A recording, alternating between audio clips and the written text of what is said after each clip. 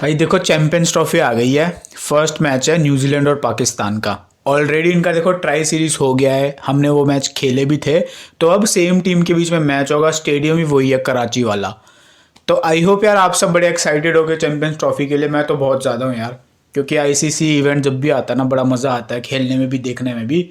तो जल्दी से मैं फर्स्ट मैच का हम एनालिसिस स्टार्ट करते हैं। तो देखो ये जो ग्राउंड है ना, वेन्यू को सबसे पहले मैं आपको समझाता हूँ। देखो जो वेन्यू है ना एकदम फ्लैट विकेट होती है। अब ये आईसीसी का इवेंट है तो यहाँ पे ज़्यादा छेड़छाड़ भी पिचेस के साथ कर नहीं सकते। प्लस जो ये स्टेडियम्स हैं ये दोबारा से बने हैं, पिच फिर से बनाई गई है। तो एक अच्छा बैटिंग सरफेस हमको फिर से देखने को मिलेगा।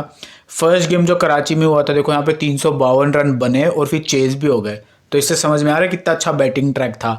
सेकंड वाला जो मैच हुआ था न्यूजीलैंड और पाकिस्तान को, फाइनल मैच था ओडीआई सीरीज का, वो भी कराची में हुआ था। पर वो पिच हल्की सी थोड़ी सी मान के चलो मामूली सी स्लो थी, पर ऑलरेडी बैटिंग के लिए वो ठीक थी फिर भी। तो ये ब्रेक मिल चुका है स्टेडियम को, मतलब स्टेडियम को काफ़ी दिन हो गए ना फाइनल हुए हुए। तो अब उन्होंने पिच फिर से सही करी होगी। तो मैं एक्सपेक्ट करके यही चल रहा हूँ, काफ़ी अच्छा बैटिंग ट्रैक देखने को मिलेगा। ड्यू के भी यहाँ पे चांसेस रहते हैं कि मान लो दिन भर धूप छाई रही, बादल वाला कोई मौसम नहीं था, तो फिर रात को ड्यू भी आ जाती है। पर ड्यू बाद में आएगी, यानी सेकंड इनिंग्स जब 20 ओवर हो जाएंगे ना, तब ड्यू मान के चलो तो थोड़ा सा इफेक्ट में आएगी, वरना तब तक मैच बड़ा सही जाएगा। तो वेन्यू के बारे में हमको क्या समझ में आया भाई, बैटिंग ट्रैक है, चाहे फर्स्ट इनिंग्स हो चाहे सेकंड इनिंग्स हो। अब अगर पिच के साथ मान के चलो वो स्लो कर देते हैं, क्योंकि यार पाकिस्तान के अंदर मैच हो रहा है ना, कभी कभी होता है ना क्यूरेटर भी अपने भाई भाई लोग होते हैं, भाई स्लो कर दो। तो अगर ऐसा कुछ होता है तो मैं आपको टेलीग्राम पे बता दूंगा, क्योंकि भाई मेरी नज़र बड़ी पैनी रहती है स्पिन विकेट के ऊपर। आईपीएल का जो सीज़न था ना 2000 ये वाला 24 का, वो स्पिन विकेट के ऊपर बोलते थे यार बैटिंग ट्रैक है, पता चलता था स्पिन हो रही है विकेट के ऊपर। तो वहाँ से रगड़े खा खा के मेरी नज़र तेज हो चुकी है स्पिन ट्रैक को पहचानने में। तो अगर स्पिन ट्रैक हुआ तो मैं टेलीग्राम पे बता दूंगा, तो टेलीग्राम से ज्वाइन हो जाना, नीचे है लिंक डिस्क्रिप्शन में। और मान लो जैसा मैं एज्यूम करके चल रहा हूँ कि यार बैटिंग ट्रैक ही जाएगा, ये मोस्टली बैटिंग ट्रैक जाएगा, तो फिर कोई नहीं, फिर तो अद्दे मार ये मार 4.25 छक्के 4 जो भी हो। तो देखो समझ में आया, बैटिंग ट्रैक रहेगा, इसके अंदर स्पिन ज़्यादा होती नहीं है, क्योंकि बैटिंग ट्रैक में स्पिन ज़्यादा होती नहीं है। बॉल बैट के ऊपर आने वाली है। ड्यू अगर आ गई सेकंड इनिंग्स के अंदर, जो कि थोड़े से चांसेस है आने के, तो जो भी टीम सेकंड इनिंग्स बैटिंग करेगी उसके बैट्समैन को थोड़ा और एक्स्ट्रा फ़ायदा मिल जाएगा कि यार उनको थोड़ा और अच्छे से बॉल उनके बैट के ऊपर आएगी। तो ओवरऑल एक अच्छा ट्रैक हमको देखने को मिलेगा। तो अब हम स्टार्ट करते हैं दोनों टीम्स के बैट्समैन और बॉलर के एक के प्लेयर के बारे में समझने में, कि उनके मैचअप्स कैसे हैं, किसको क्या एडवांटेज मिल रहा है। तो चलिए, तो अब जैसा यार आपको स्क्रीनशॉट दिख रहा है, सबसे पहले हम पाकिस्तान के बैट्समैन वर्सेस न्यूजीलैंड के जो बॉलर्स हैं ना उनका मैचअप समझेंगे। तो ओवरऑल देखो बैटिंग ट्रैक है ना, तो दोनों ही जो टीम्स के मैचअप है ना, स्पेशली पेसर्स वाले, वो इतने अच्छे नहीं है। मतलब बॉलर को ऐसा कोई एडवांटेज मिला नहीं है, चाहे वो फिर न्यूजीलैंड का हो चाहे पहले फिर पाकिस्तान का हो। तो जैसा आपको दिख रहा है न्यूजीलैंड के बॉलर्स में मैट हेनरी, विल और Rourke, Lockie Ferguson, Nathan Smith, Jacob Duffy, ये 5 पेसर्स हैं इनके स्क्वाड के अंदर। एज सच किसी का भी कोई ऐसे मैचअप में सिग्निफिकेंट एडवांटेज नहीं है। बाबर को किसी से कोई दिक्कत नहीं है, चाहे वो मैट हेनरी हो चाहे वो लॉकी फर्गूसन हो। और ध्यान से अगर आप देख रहे होगे ना, तो जहाँ जहाँ पे भी पर्पल सर्कल ड्रॉ कर रखा है मैंने, यानी इस पर्टिकुलर प्लेयर के एज सच कोई भी मैचअप अवेलेबल नहीं है, ज़्यादा खेला नहीं है ये, या फिर ये एकदम नया है। तो Will O'Rourke, Nathan Smith, Duffy, Saud Shakeel, Tayyab Tahir, Khushdil Shah, ये वो प्लेयर्स हैं जिनके मैचअप या तो बहुत कम अवेलेबल है या ये एकदम फ्रेश है। तो इनको मैंने मार्क कर दिया पर्पल सर्कल में। अब मैं देखो बाबर आजम से स्टार्ट करूँ ना, तो बाबर आजम का एज सच कोई भी ऐसा मैचअप नहीं है जो बाबर के अगेंस्ट में है। मैट हेनरी को भी काफ़ी ठीक खेला है, लॉकी फर्गूसन को भी काफ़ी ठीक खेला है, और बाकी के जो 3 बॉलर हैं उनसे भी मुझे एज सच कोई दिक्कत फिलहाल दिखी नहीं है। और ये बैटिंग ट्रैक रहने वाला है। बाबर न्यूजीलैंड के खिलाफ देखो परफॉर्म कर भी देता है, पर एक बात का ध्यान रखना, बाबर आजम का जो हालिया फॉर्म है ना, वो अच्छे ट्रैक पे भी जब उसके मैचअप फेवर में भी है ना, तब भी रन्स ज़्यादा नहीं लंबे वाले बन रहे। स्टार्ट मिल जाता है 25 रन का, 20 रन का, 30 रन का, पर हो जाए ना लंबी पारी, जैसे बाबर पहले लंबा कन्वर्ट करते थे, 70, 80, 60, 100 तक भी यार चले तो जाते थे, एटलीस्ट भले ही सिंगल डबल करके जाए चले जाते थे, पर अब वो भी नहीं हो रहा है। तो बाबर का ऐसा कोई मैचअप अगेंस्ट में नहीं है न्यूजीलैंड के बॉलर्स के खिलाफ, पर फॉर्म थोड़ा सा वैसा वाला है। उसके बाद में देखो फ़खर जमान का भी सेम है। फ़खर को भी एज सच किसी भी न्यूजीलैंड के पेसर से कोई दिक्कत नहीं है। फिर चाहे वो मैट हेनरी हो, चाहे वो लॉकी फर्गूसन हो, चाहे वो रॉरकी हो, चाहे वो डफी हो, चाहे वो नेथन स्मिथ हो, एज सच मुझे कोई भी इतना वाला वो नहीं दिखा है कि फ़खर जमान को किसी से प्रॉब्लम हो। और एक बात ये बता देता हूँ, फ़खर जमान चेज़ करते हुए न्यूजीलैंड के खिलाफ काफ़ी बड़ी बड़ी नॉक्स खेल चुके हैं, चाहे वो वर्ल्ड कप 2023 वाला हो या फिर 2023 में जो इनकी सीरीज़ हुई थी ना, बायलैटरल सीरीज़, वहाँ पे भी फ़खर जमान ने 100-180 मारे थे। तो चेज़ के अंदर, और अगर आपको याद हो अभी जो ट्राई सीरीज़ हुई है साउथ अफ्रीका, न्यूजीलैंड और पाकिस्तान की, वहाँ पे भी फर्स्ट मैच के अंदर चेज़ करते हुए न्यूजीलैंड पे 86 मारे थे। तो चेज़ करते हुए फ़खर जमान काफ़ी अटैकिंग खेलते हैं और काफ़ी मतलब लंबा हाई चांसेस होते हैं लंबा खेलने के। तो एज सच फ़खर के भी कोई ऐसे मैचअप नहीं है जो फ़खर के अगेंस्ट में हो। सऊद शकील एकदम नया है, फ्रेश है। सऊद के बारे में आपको एक चीज़ बता देता हूँ, देखो जो सऊद शकील है ना, ये बेसिकली टेस्ट मैच का प्लेयर है, सिंगल डबल करके खेलेगा। स्ट्राइक रेट ऐसा जितनी हाई रहती नहीं है। ओवरऑल अच्छा प्लेयर है, बुरा प्लेयर नहीं है, पर टेस्ट मैच से सीधा ओडीआई फॉर्मेट में शिफ्ट हुआ है और टेस्ट में ये 3 डाउन या 4 डाउन आता था, अब ये यहाँ पे खेलेगा 1 डाउन। तो देखना पड़ेगा कैसा खेलेगा। वैसे मैं कोई मस्ट पिक बोलूँगा नहीं कि यार आपको हर टीम में लेके जाना है, पर हाँ ट्राई कर सकते हो। इसमें दम है कि ये लंबा भी खेल सकता है, क्योंकि देखो कुछ प्लेयर्स होते हैं ना, वो अगर हम उनको ले लेते हैं तो ज़्यादा से ज़्यादा वो 40-45 बनाते हैं, पर अगर सऊद शकील चला तो ये लंबा चलता है, इसके पास काबिलियत है। टेस्ट मैच में भी इसने काफ़ी लंबी लंबी पारियां ली हैं, 150 की, 200 भी मारे इसने टेस्ट मैच में। तो प्लेयर अच्छा है, स्पिन भी ठीक खेलता है, पेसर से भी ऐसा कोई दिक्कत नहीं है, पर एडजस्ट करना देखना पड़ेगा कैसा एडजस्ट करेगा इधर 1 डाउन की पोजीशन के ऊपर। तो वैसे बहुत कम लोग सऊद शकील को ले रहे हैं। ट्राई सीरीज़ में भी ऐसा कोई बड़ी पारी खेली नहीं थी, पर वो 2 ही मैच का डेटा से हम ये नहीं बता सकते ना कि प्लेयर बेकार है कि अच्छा। ओवरऑल ठीक पिक है, ट्राई करना चाहो तो कोई भी कर सकता है जीएल के अंदर स्पेशली। अब देखो सऊद के बारे में मोहम्मद रिजवान है और आगा सलमान है, इन दोनों का भी एज सच कोई मैचअप में थ्रेट नहीं है। मोहम्मद रिजवान का तो कोई थ्रेट नहीं है, चाहे वो मैट हेनरी हो, चाहे वो लॉकी फर्गूसन हो, चाहे वो डफी हो, फिर चाहे जो भी नए बॉलर्स हैं ना, Roorkee, Nathan Smith, as such कोई थ्रेट मोहम्मद रिजवान का भी नहीं है। आगा सलमान का केवल एक थ्रेट है जो कि डेथ का थ्रेट है, वो है मैट हेनरी से, कि मैट हेनरी अगर मान लो डेथ ओवर्स चल रहे हैं 45, 46, 47 ये वाले ओवर चल रहे हैं, यहाँ पे आगा सलमान खेल रहा है फर्स्ट इनिंग्स बैटिंग करते हैं, तो अगर मैट हेनरी वहाँ पे आया, जो कि हाई चांसेस होते हैं कि डेथ के अंदर मैट हेनरी भी ओवर कंप्लीट करवाने अपने आ जाता है, तो वहाँ पे आगा सलमान मैट हेनरी को अपना विकेट दे सकते हैं मारने के चक्कर में। पर ओवरऑल मैचअप वाइज की नॉर्मल कंडीशन है कि मान लो कोई ऐसी नौबत नहीं आई है कि यार मारने की, ज़्यादा तेज़ रन बनाने की, तो ऐसा आगा को भी कोई दिक्कत नहीं है, ये भी आराम से निकाल देगा। तो इसलिए मैं बोल रहा हूँ, देखो पाकिस्तान हो चाहे न्यूजीलैंड हो, एज सच पेसर्स, किसी भी पेसर को सिग्निफिकेंट कोई भी एडवांटेज नहीं है, और 2-3 प्लेयर दोनों ही टीम में थोड़े फ्रेश हैं। यहाँ पे साउद, तैयब ताहिर, खुशदिल शाह, उधर से भी रविंदर, कोई वो बताऊंगा मैं आगे जब आएगा ना अगला मैचअप उसके अंदर।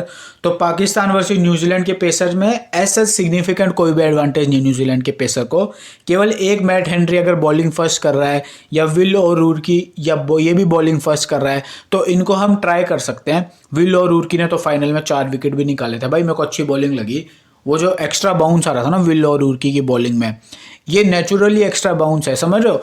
कुछ बॉलर्स होते हैं जो मारते हैं, मतलब जैसे मार्क वुड हो गया, वो जानबूझ के दबाने की कोशिश करते हैं ताकि एक्स्ट्रा बाउंस निकले, पर जो ये बॉलर होते हैं ना विल और रूरकी टाइप के, जोफ्रा आर्चर टाइप के, ये नेचुरली इनका एक्शन ऐसा होता है कि इनको एक्स्ट्रा बाउंस मिलता है, क्योंकि लंबे तो हैं ही, प्लस इनका एक्शन भी इस तरह से कि इनको एक्स्ट्रा बाउंस प्रोवाइड हो जाता है। तो विल और रूरकी ने 4 विकेट निकाले थे, जिसके अंदर 2 या फिर 3 विकेट डेथ में आए थे फाइनल के अंदर। तो अगर बॉलिंग फर्स्ट कर रहा है तो आप हम ट्राई कर सकते हैं, क्योंकि डेथ में विकेट निकालेगा। बॉलिंग सेकंड में ऐसा कोई गारंटी नहीं है ना, क्योंकि पता चले डेथ ओवर जाने से पहले ही मैच खत्म हो गया, पाकिस्तान चेज कर गई, या ऐसा प्रेशर नहीं आया रन्स बनाने का, तो सेकंड इनिंग्स में ना ही मैं मैट हेनरी को ऐसा बोलूँगा कि मस्ट पिक है, ना ही विल और रूरकी को बोलूँगा, पर फर्स्ट इनिंग्स में इन 2 बॉलर को हम ट्राई कर सकते हैं। लॉकी फर्गूसन के लिए भी सेम है, अगर बॉलिंग फर्स्ट होगी लॉकी फर्गूसन कर रहा है ना, तो ही ट्राई करना अगर कर रहा है कोई। बॉलिंग सेकंड में मेरी साइड से कोई मस्ट पिक तो है नहीं, क्योंकि ऐसा कोई मैचअप भी नहीं है, ना ही मैट हेनरी का है, ना ही विल और रूरकी का है। बस केवल क्या होता है, बॉलिंग फर्स्ट अगर ये कर रहे हैं तो डेथ के अंदर किसी को भी 2-2 विकेट मिल सकते हैं। बॉलिंग सेकंड में कोई वो वाला थ्रेट नहीं होगा ना, कि मान लो जैसा मैंने आपको बताया कि यार पहले रन चेज हो गए, या फिर रन्स का प्रेशर उतना ज़्यादा नहीं आया, तो फिर बॉलिंग सेकंड में वैल्यू थोड़ी कम हो जाएगी विकेट टेकिंग वाली।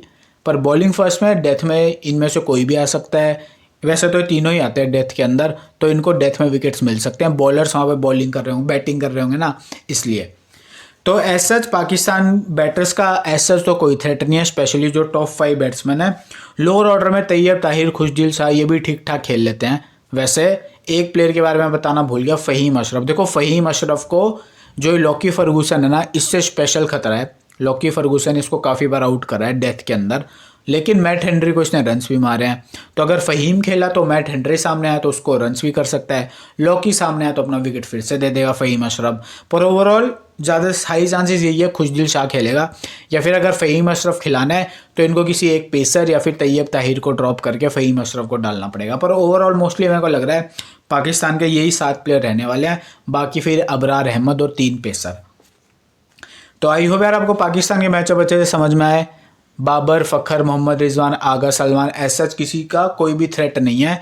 न्यूजीलैंड के बॉलर्स में भी जो डेथ में बॉलिंग करवाएंगे वो स्पेशली फर्स्ट इनिंग्स बॉलिंग करते हुए हमारे लिए इंपॉर्टेंट है। सेकंड इनिंग्स में न्यूजीलैंड का ऐसा कोई भी पेसर नहीं है जिसको मैं बोलूँगा कि इसको मस्ट पिक कैटेगरी में रखना।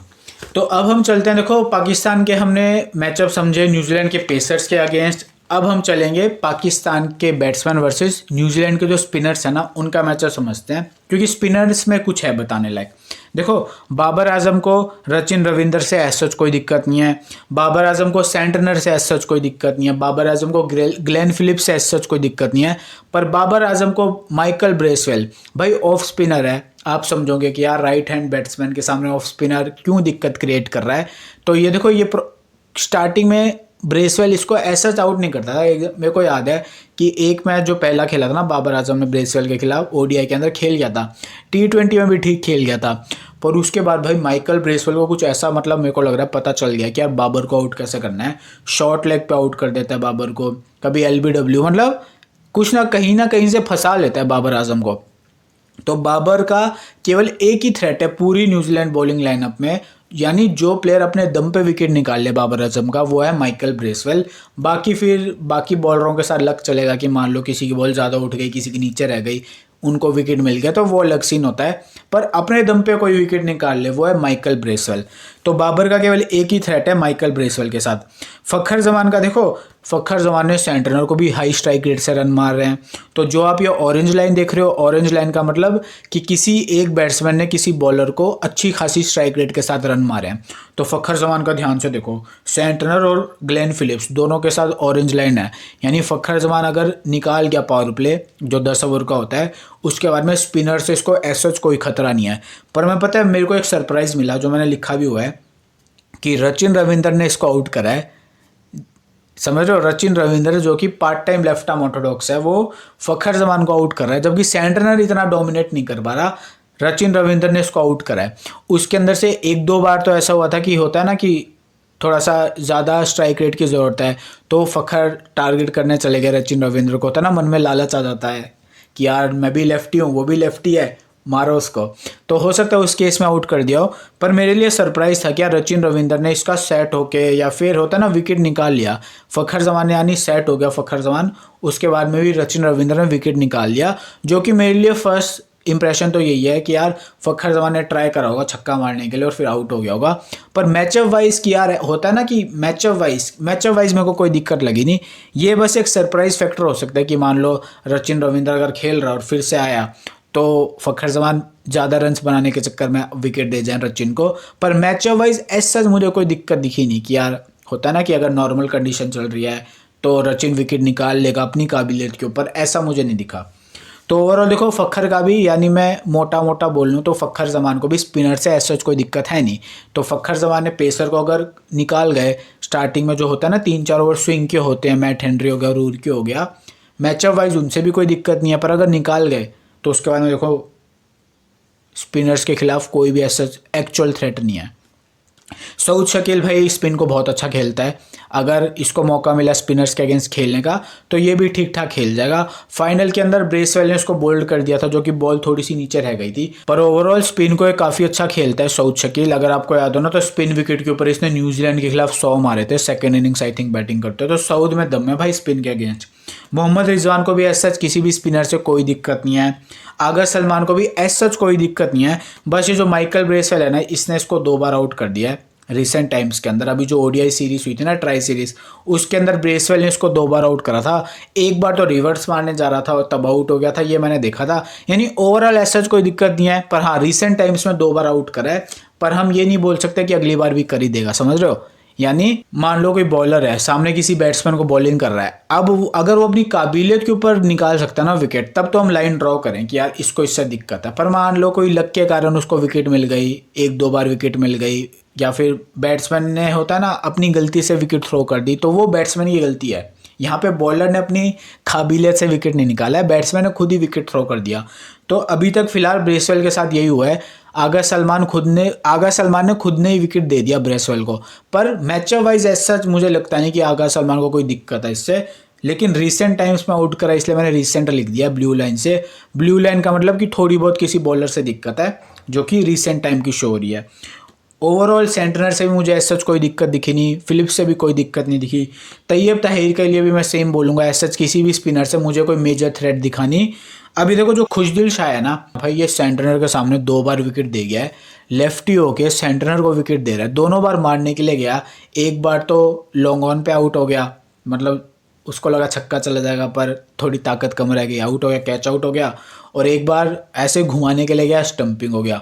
तो सेंटनर ने इसको आउट कराया, जो कि एक हमको ये दिखा रहा है कि यार यहाँ पे सेंटनर ने विकेट लिया है। खुशदिल का मुझे दिखा सेंटनर के सामने उसको वो होता है ना पावर हिटिंग करने में प्रॉब्लम आ रही है, तो डेथ में अगर सेंटनर और खुशदिल का आमना सामना हुआ तो फिर से सेंटनर इसको आउट कर सकता है। तो इसलिए मैंने ब्लू लाइन ड्रॉ करी है, लेकिन साथ में मैंने लेस भी लिख दिया क्योंकि मैचअप अवेलेबल कम है। पर जितना भी मैंने ऑब्जर्व करा ना हाईलाइट देख के, वहाँ से मुझे ये समझ में आया भाई ये मारने में से कोई प्रॉब्लम हो रही है। तो पाकिस्तान वर्सेस न्यूजीलैंड के स्पिनर्स में देखो, एक हमारे लिए इंपॉर्टेंट ब्रेसवेल होगा क्योंकि नीचे लेफ्टी शाहीन होगा, फ़हीम अगर खेला तो फ़हीम होगा, खुशदिल होगा। तो Bracewell from bowling point of view क्योंकि बाबर को आउट कर रहा है, फिर आगा सलमान को भी रिसेंट टाइम्स में आउट कर रहा है, तो ब्रेसवेल का हमको ध्यान रखना है। अगर ब्रेसवेल खेल रहे हैं तो भाई पक्का लेना है। उसके बाद में रचिन अगर खेलता है तो भाई कोई गारंटी नहीं विकेट मिलने की।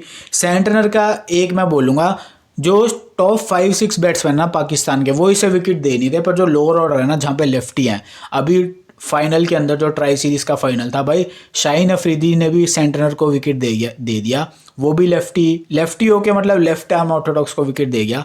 तो सेंटनर लोअर ऑर्डर के लिए डेडली हो सकता है कि मान लो पाकिस्तान के ऊपर के 5-6 बैट्समैन आउट हो गए और अब लोअर ऑर्डर एक्सपोज हो गया, तो वहाँ पे सेंटनर का काम आ सकता है। पर अगर ऐसा होता है कि यार टॉप 5 या टॉप 6 बैट्समैन जो पाकिस्तान के हैं वो ही खेल गए, तो फिर सेंटनर का उतना मेजर कोई रोल होगा नहीं मैच के अंदर। तो आप बस एक चीज़ का ध्यान रखना, अगर आपको ऐसा लग रहा है ना कि सेंटनर लोअर ऑर्डर एक्सपोज हो जाएगा पाकिस्तान का, तो सेंटनर को चाहे वो फर्स्ट इनिंग्स बॉलिंग करे चाहे सेकंड इनिंग्स बॉलिंग करे, तब तो अपनी टीम में रखो।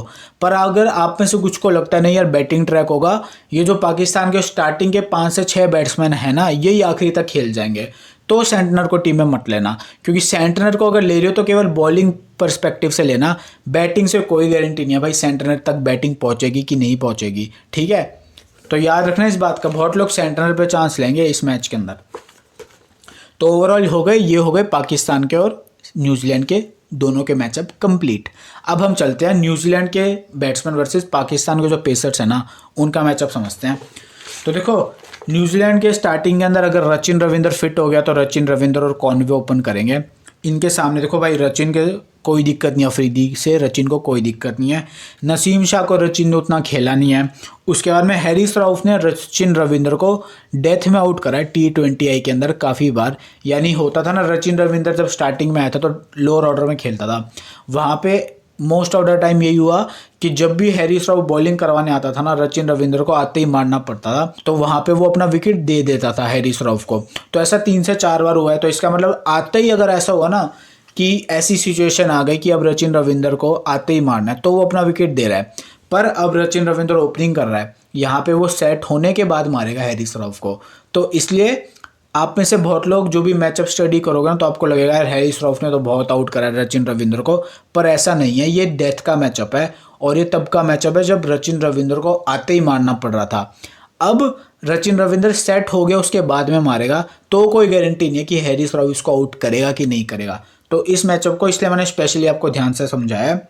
राउफ और रचिन के बीच में मैंने ब्लू लाइन ड्रॉ करी है, लेकिन अगर आप ध्यान से देखोगे ना वहाँ पे मैंने T20 डेथ भी लिख रखा है कि डेथ में T20 के अंदर इसने आउट करा है, ODI का मैचअप नहीं है ये। और मैंने आपको समझा भी दिया है कि डेथ में क्या होता था कि आते ही मारना पड़ता था, लेकिन अब सेट होके मारेगा। उसके बाद में देखो हसनैन और फ़हीम अशरफ ये एकदम फ्रेश है रचिन रविंद्र के सामने। तो रचिन रविंद्र को ओवरऑल ऐसा कोई थ्रेट नहीं है, एक्चुअल थ्रेट किसी भी बॉलर से नहीं है, पाकिस्तान बॉलर से। नसीम शाह एक सरप्राइज़ हो सकता है इसके लिए, रचिन रविंद्र के लिए, क्योंकि पहली बार खेलेगा। और नसीम शाह की एक क्वालिटी बता देता हूँ। नसीम शाह पता है जो लेफ्ट हैंडर्स होते हैं ना, इनको बहुत अच्छी बॉलिंग करता है, क्योंकि नेचुरल बॉल जो होती है इसकी वो आती है, इन स्विंग आती है लेफ्ट हैंडर्स के लिए। तो लेफ्ट हैंडर्स के सामने ज़्यादा सक्सेसफुल होता है नसीम शाह। लेकिन भाई हमको पता है रचिन रविंद्र बहुत अच्छा क्वालिटी का प्लेयर है, और पाकिस्तान के खिलाफ वर्ल्ड कप में अगर आपको याद हो 100 रन मारे थे इसने। तो रचिन रविंद्र का अगर मेरी समझ से पूछो ना, तो ओवरऑल एज सच कोई एक्चुअल थ्रेट नहीं है। कॉनवे का देखो शाहीन अफरीदी से कोई दिक्कत नहीं है कॉनवे को। नसीम शाह ने इसको भाई 3 बार लगातार आउट करा ODI के अंदर, इसलिए मैंने ब्लू लाइन ड्रॉ करी है नसीम शाह और कॉनवे के बीच में, जो कि हमको ये समझा रही है कि कॉनवे को थोड़ी थोड़ी दिक्कत नसीम शाह से आ रही है।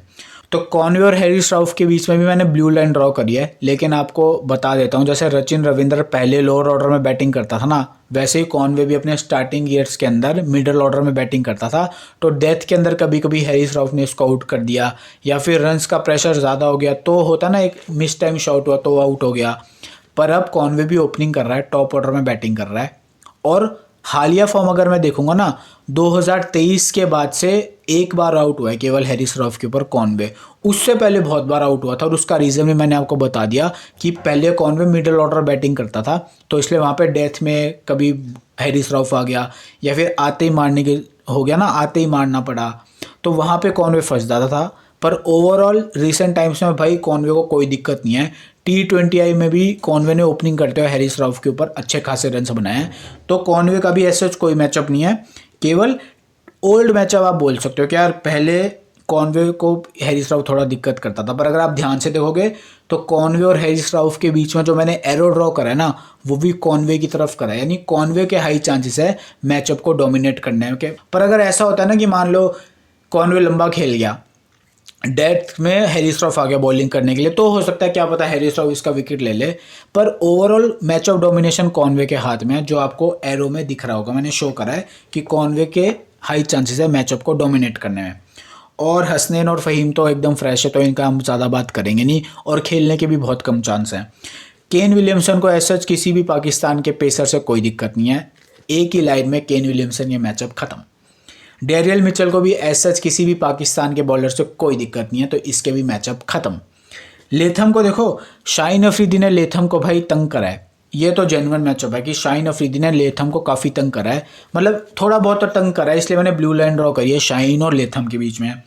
हैरिस राउफ ने भी इसको डेथ में आउट करा है लेथम को, यानी लेथम अगर डेथ तक खेल गया ना, तो हो सकता है हैरिस राउफ इसका विकेट ले ले, पर डेथ तक खेल गया तो ही समझे, यानी पहले आउट हो गया तो कोई गारंटी नहीं है फिर हैरिस राउफ इसका विकेट लेगा नहीं लेगा, क्योंकि पहले ही आउट हो गया ना।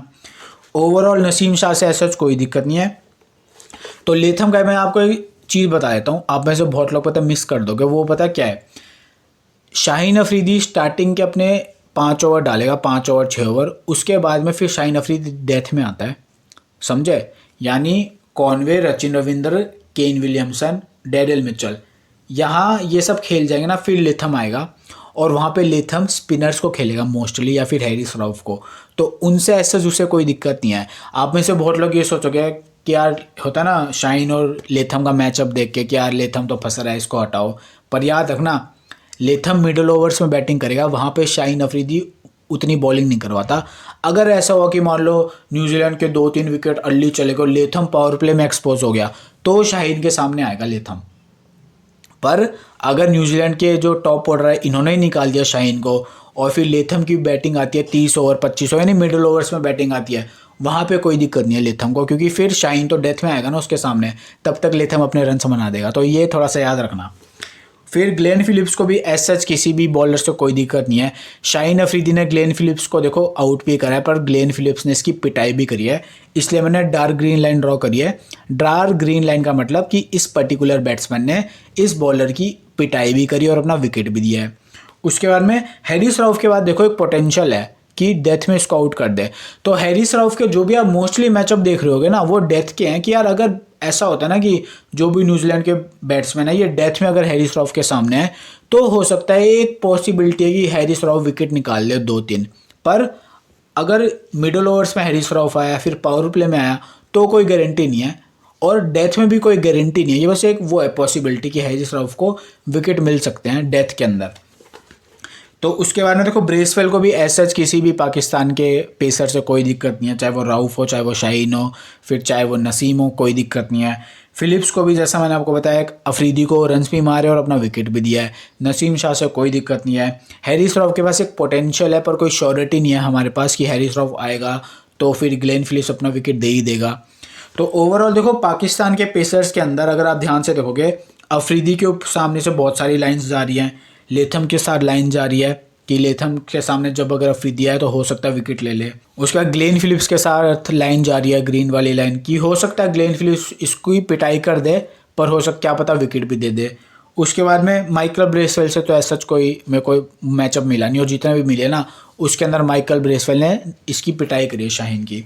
तो पाकिस्तान की साइड से देखो शाहीन एक इंपॉर्टेंट पिक हो जाएगा यार, क्योंकि मान लो अगर रचिन नहीं खेला और विल यंग खेला तो विल यंग को तो काफ़ी आउट करा है शाहीन अफरीदी ने, तो शाहीन हमारे पास एक इंपॉर्टेंट पिक हो जाएगा। बैटिंग से भी फिर काम आ सकता है लोअर ऑर्डर के अंदर। नसीम शाह का केवल पर स्टार्टिंग के जो ओवर्स होते हैं ना, जो भी टॉप ऑर्डर होगा वहाँ पे कोई अगर विकेट मिला तो इसको विकेट मिलेंगे।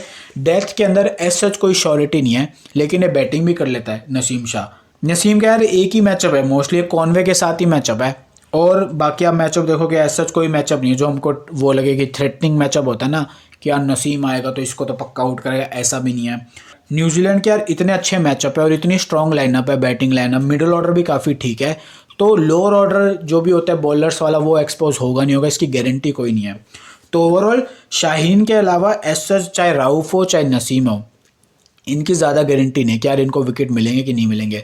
डेथ में इनमें से जो भी बॉलिंग करवाएगा उसको थोड़े बहुत विकेट मिल सकते हैं, क्योंकि पिटाई लगेगी, 2-3 छक्के लगे पर विकेट आ गई। तो डेथ में जो बॉलिंग फर्स्ट इनिंग्स जो भी बॉलिंग कर रहा होगा वो इंपॉर्टेंट होगा, चाहे वो अफरीदी हो जिसको तो सब लेके जाएंगे, चाहे फिर वो नसीम हो जो डिफरेंशियल हो सकता है बॉलिंग फर्स्ट के अंदर। बॉलिंग सेकेंड में भी रिस्क ले सकते हो। Harris Rauf totally bowling first वाला प्लेयर है पर कोई गारंटी नहीं है, खेलने की भी गारंटी नहीं है, क्योंकि आई थिंक चोट लग गई थी तो पता नहीं खेलेगा नहीं खेलेगा। हसनैन और फ़हीम का ऐसा मेरे को कोई श्योरिटी नहीं है, चाहे बॉलिंग फर्स्ट हो चाहे बॉलिंग सेकंड हो, कि इनको कुछ ज़्यादा होने मिलने वाला है इस मैच के अंदर। तो न्यूजीलैंड की साइड से भाई न्यूजीलैंड के भाई टॉप 4 बहुत इंपॉर्टेंट है, Rachin, Conway, Williamson, Daryl Mitchell, Tom Latham बहुत अच्छा ट्रम्प हो सकता है, चाहे बैटिंग फर्स्ट करे चाहे बैटिंग सेकंड करे। पर बैटिंग फर्स्ट और बैटिंग सेकंड में दोनों में एक ही वो कंडीशन रहती है, अगर न्यूजीलैंड के ऊपर से रन्स बन गए ना ज़्यादा तो फिर लेथम को डिमोट कर देंगे, यानी टॉप ऑर्डर अगर चल गया तो उस केस के अंदर लेथम को डिमोट कर देंगे, उसकी जगह पे हिटर्स को प्रमोट कर देंगे। पर अगर लेथम की बैटिंग आई, चाहे बैटिंग फर्स्ट हो चाहे बैटिंग सेकंड हो, तो फिर लेथम के पास भी ठीक ठाक चांस है रन स्कोर करने का, क्योंकि ऐसे मैचअप में तो कोई दिक्कत है नहीं। एक इकलौते शाहीन से दिक्कत है थोड़ी सी, पर शाहीन जब बॉलिंग करवाएगा ना तब तक न्यूजीलैंड के जो टॉप ऑर्डर है वही शाहीन को खेल जाएंगे, और लेथम फिर आराम से स्पिनर्स को खेलेगा, हैरिस रऊफ को खेलेगा। तो इस बात का लेथम का ध्यान रखना, ये एक यूनिक डिफरेंशियल हो सकता है, चाहे बैटिंग फर्स्ट करे न्यूजीलैंड चाहे बैटिंग सेकंड करे, पर लेथम के साथ रिस्क इन्वॉल्व होगा, क्योंकि अगर टॉप ऑर्डर के रन स्कोर हो गए फिर लेथम की उतनी बॉलें मिलेंगी नहीं मिलेंगी खेलने के लिए, हो सकता है इसको डिमोट कर दे बैटिंग फर्स्ट करते हुए। तो इस बात का ध्यान रखना। तो अब हम चलते हैं न्यूजीलैंड वर्सेस पाकिस्तान के स्पिनर्स के मैचअप के ऊपर। इसके अंदर अगर मैं ईमानदारी से बोलूँ तो एज सच किसी भी पाकिस्तान के स्पिनर से न्यूजीलैंड के जो भी मैंने 7 बैट्समैन लिखे हैं ना, एज सच कोई इतनी बड़ी दिक्कत है नहीं। बस एक जो अबरार अहमद है ना, इसने डेरियल मिचेल को रिसेंट टाइम्स में आउट करा है। अभी ट्राई सीरीज़ के अंदर 2 बार खेला और दोनों बार आउट करा, पर दोनों बार में लक इन्वॉल्व था। अगर आपने मैच देखा हो ना, एज सच नहीं था कि अबरार अहमद ने कुछ कोई होता ना अपने कुछ एक कमाल की बॉलिंग करवाई हो तो विकेट मिल गया हो, दोनों बार में लक इन्वॉल्व था। एक बार में तो I think full toss ball पे डेरियल मिचेल आउट हो गया, और एक बार उसने मारा पर सामने उसने कैच कर लिया। तो दोनों में लक इन्वॉल्व था, तो कोई गारंटी नहीं डेरियल मिचेल इसको अपना विकेट फिर से देगा नहीं देगा। लेकिन जो ये माइकल ब्रेसवेल है ना भाई, माइकल ब्रेसवेल लेग स्पिन के सामने जो भी रिस्ट स्पिनर्स है स्पेशली, इसको विकेट दे देता है रिस्ट स्पिनर्स को। चाहे फिर वो हसरंगा हो, शदाब खान हो या फिर अबरार अहमद हो, इन्हीं को इसने खेला है ज़्यादा। यहाँ पे इसने विकेट दिए हैं। तो माइकल ब्रेसवेल अगर लोअर ऑर्डर के अंदर अबरार अहमद आ गया तो हो सकता है अबरार अहमद माइकल ब्रेसवेल का विकेट ले ले। बाकी जो भी बैट्समैन है ना, चाहे वो फिलिप्स हो, लेथम हो, मिचेल हो, केन हो, रचिन हो, कॉनवे हो, यहाँ पे मुझे कुछ ज़्यादा दिख नहीं रहा अबरार अहमद के लिए। आगा सलमान के लिए भी मैं सेम बोलूँगा, ज़्यादा कोई वो नहीं दिख रहा मेरे को। अगर मान लो पिच से थोड़ी मदद मिल गई या बॉल ऊपर नीचे हो गया, स्पिन होना स्टार्ट हो गया, तो अबरार अहमद हो चाहे आगा सलमान हो, इनके पास तब मौका है। अगर विकेट एकदम फ्लैट है, जो हाई चांसेस है कि यार अच्छी खासी बैटिंग ट्रैक होगा, तो इनके पास कोई चांस नहीं है उस विकेट के ऊपर विकेट निकालने का अपने दम पर। खुशदिल शाह के लिए मैं सेम बोलूँगा। वैसे तो एकदम फ्रेश प्लेयर है, पर्पल सर्कल में मैंने मार्क करा है, पर मैचअप वाइज भी कोई मेरे को दिक्कत दिखी नहीं। ट्राई सीरीज़ के अंदर भी इसने कितने ओवर डाले, आई थिंक एक भी विकेट नहीं मिला इसको न्यूजीलैंड के अगेंस्ट में। तो भाई पाकिस्तान के जो स्पिनर्स हैं ना, यहाँ पे ये गेम ख़राब कर रहे हैं इनकी जीत का, पाकिस्तान का। बाकी पेसर्स के अगर मैं मैचअप देखूँ तो दोनों के सेम ही हैं, दोनों के बैट्समैन ने दोनों की टीम के पेसर को ठीक खेला है। स्पिनर्स की बात करूं तो स्पिनर्स का भी एक माइकल ब्रेसवेल ने बाबर को आउट थोड़ा ज़्यादा करा है। उसके अलावा न्यूजीलैंड के स्पिनर से भी ऐसा इतनी बड़ी कोई दिक्कत दिखी नहीं। जो भी पाकिस्तान के टॉप 5-6 बैट्समैन हैं, न्यूजीलैंड के लिए भी सेम है कि यार इनके भी जो भी स्टार्टिंग के 7 बैट्समैन है ना, इनको भी स्पिनर से ऐसा कोई दिक्कत है नहीं। बस एक अबरार अहमद और माइकल ब्रेसवेल का वो है थोड़ा सा मैचअप। और डेरियल मिचेल ने रिसेंट टाइम्स में अपना विकेट दिया अबरार अहमद को, पर कोई गारंटी नहीं है, याद रखना। बहुत लोग पता है क्या करेंगे, यार डेरियल मिचेल को ड्रॉप भी कर सकते हैं बैटिंग सेकंड अगर वो कर रहा है। ये सोचते हैं कि यार अबरार अहमद आएगा, दोनों बार आउट करा है तो तीसरी बार भी कर देगा, लेकिन गारंटी नहीं है, याद रखना। तो ओवरऑल देखो, ये हो गए न्यूजीलैंड वर्सेस पाकिस्तान के मैचअप्स। तो अब आप में से बहुत लोगों के आई थिंक डाउट क्लियर हो जाएंगे। क्योंकि बैटिंग ट्राई करेगा तो अपनी टीम के अंदर बैट्समैन के ऊपर ज़्यादा ध्यान देना। सेंटनर ये वो डिफरेंशियल हो सकते हैं जो हमारी टीम को बर्बाद भी कर सकते हैं या फिर जितवा भी सकते हैं। क्योंकि सेंटनर का टोटल डिपेंड करेगा कि अगर पाकिस्तान का लोअर ऑर्डर एक्सपोज हो गया ना, जहाँ पे खुशदिल शाह है, जहाँ पे फिर शाहीन शाह अफरीदी है, वहाँ पे अगर सेंटनर बॉलिंग करवाने आ गया तो हो सकता है उसको विकेट मिल जाए। पर स्टार्टिंग के बैट्समैन जो 5-6 ना, उन्होंने बहुत आसानी से खेला है सेंटनर को। न्यूजीलैंड के लिए भी मैं सेम बोलूँगा कि यार न्यूजीलैंड के काफ़ी अच्छा इन्होंने स्पिनर्स को खेला है, पाकिस्तानी स्पिनर्स को। पर अगर इनका लोअर ऑर्डर एक्सपोज हो गया, जहाँ पे मान लो मैट हेनरी, फर्गूसन यानी बॉलर्स बैटिंग करने आ गए न्यूजीलैंड की साइड से, तो यहाँ पे अबरार अहमद या फिर जो भी स्पिनर बॉलिंग अगर करवा रहे हैं तो उसको विकेट मिल सकते हैं।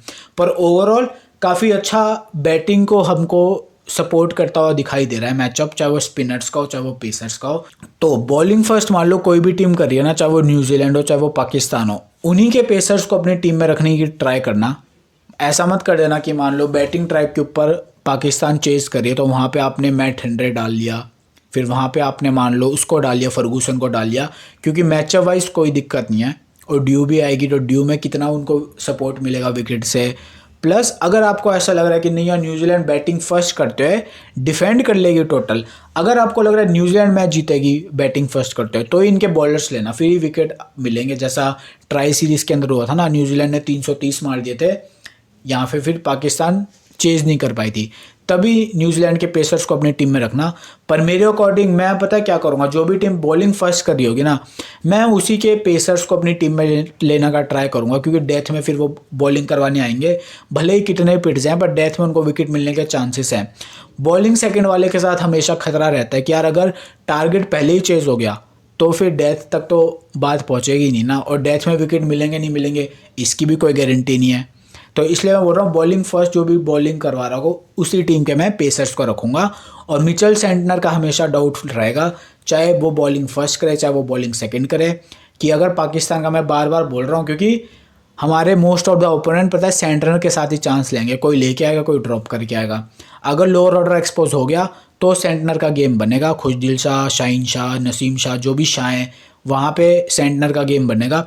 पर जो भी प्रॉपर प्लेयर है, जो भी 5-6 बैट्समैन है पाकिस्तान के स्टार्टिंग के, वहाँ से ऐसा मुझे कोई थ्रेट दिख नहीं रहा सेंटनर का। अब देखो मैं सीवीसी पिक्स की बात करूँ, अगर फ़खर जमान बैटिंग सेकंड कर रहा है तो टॉप सीवीसी का चॉइस होगा हमारी स्मॉल लीग टीम के अंदर, चाहे फिर ग्रैंड लीग टीम हो। तो Fakhar Zaman, Kane Williamson, Daryl Mitchell, उसके बाद में डेवन कॉनवे, ये 4 वो प्लेयर्स हो गए जिनको हम कभी भी ट्राई कर सकते हैं। अगर बैटिंग पिच हुई इनको हम सीवीसी कभी भी ट्राई कर सकते हैं। मान लो विकेट सी थोड़ी सी स्लो है, हो रहा है ना, मान लो थोड़ी सी स्लो है, फिर टर्न वाली विकेट है, हल्की फुल्की स्पिन हो रही है, उस केस के अंदर माइकल ब्रेसवेल और आगा सलमान, इन दोनों को हम कॉम्बो लेके जा सकते हैं हमारी स्मॉल लीग की टीम्स के अंदर या फिर जीएल की टीम्स के अंदर भी। तो ये जो 6 प्लेयर्स है ना, इन्हीं में मैं अपने सीवीसी चूज़ करूँगा डिपेंडिंग की सिचुएशन क्या है।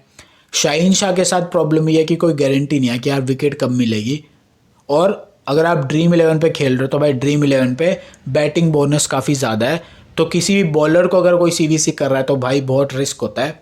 इसलिए ये जो मेरे 6 सीवीसी है ना, Daryl Mitchell, Fakhar Zaman, Kane Williamson, Conway, Agha Salman और माइकल ब्रेसवेल, इनमें से मैं किसी को चूज़ करूँगा। अगर कुछ डिफरेंशियल जाना है, वैसे मैंने यहाँ लिखा नहीं है, तो वो मोहम्मद रिजवान के साथ जा सकता है, पर कोई गारंटी नहीं है ना कि भाई रिजवान का कुछ पता नहीं होता। आप जब उसको सीवीसी करोगे तो वो फ्लॉप हो जाएगा, जब नहीं करोगे तो चल जाएगा। और एक चीज़ बताता हूँ, अगर कुछ हटके ट्राई करना है तो बाबर आजम को भी आप सीवीसी ट्राई कर सकते हो। बैटिंग फर्स्ट करते हो, याद रखना बैटिंग फर्स्ट करते हो। बहुत लोग ध्यान नहीं देने वाले, क्योंकि बाबर का फॉर्म भी इस तरह का ही चल रहा है कि ध्यान देने लायक है भी नहीं। पर क्योंकि हम जीएल वीएल खेल रहे हैं तो कुछ अलग जाना हो तो बाबर को भी कैप्टन कर सकते हो। बैटिंग फर्स्ट करते हो, बैटिंग सेकंड में रिस्क ले सकते हो, पर मोस्टली बाबर ने अपनी जो भी जितने भी न्यूजीलैंड के अगेंस्ट खेला है ना, बैटिंग फर्स्ट में ज़्यादा अच्छा करा है। तो आई होप यार आपने इस वीडियो को पूरा देखा होगा। और अब जिसने भी कमेंट करा है ना, तो जो भी टोटल कमेंट्स आएंगे, जो भी मुझे सबसे अच्छा कमेंट लगेगा, उस बंदे को या फिर जो भी वो हैं उनको मेरी स्मॉल लीग की फुल डायरेक्ट टीम 11 प्लेयर और सीवीसी, वो जो टीम होगी, मैं जो बेस्ट कमेंट होगा उसको मैं टेलीग्राम के ऊपर सेंड कर दूंगा। लेकिन ये सिर्फ ऑफर उन लोगों के लिए है जिन्होंने मेरा स्मॉल लीग का ग्रुप जो है ना मंथली वाला, उसको सब्सक्राइब नहीं करा है। जिन्होंने ऑलरेडी सब्सक्राइब कर रखा है तो यार उनको तो ये सब करने की ज़रूरत है नहीं, क्योंकि उनके पास तो डायरेक्ट टीम हर बार पहुंच जाती है। ये सिर्फ उन लोगों के लिए जिन्होंने मेरा स्मॉल लीग जो मंथली वाला ग्रुप है उसको सब्सक्राइब नहीं करा है। तो आप में से जो भी लोग कमेंट करोगे, जिसका भी बेस्ट कमेंट आएगा, उसको मैं टेलीग्राम के ऊपर अपनी स्मॉल लीग की फुल टीम इस मैच की दे दूंगा। तो आई होप यार हम सबका ये मैच अच्छा जाए। वैसे मेहनत मैंने बहुत करी है, आपने भी मेहनत बहुत करी है, तो हम सबको यार ऑल द बेस्ट इस मैच के लिए। तो टेलीग्राम के ऊपर एक्टिव रहना, ठीक है, मैच के टाइम और टॉस के टाइम।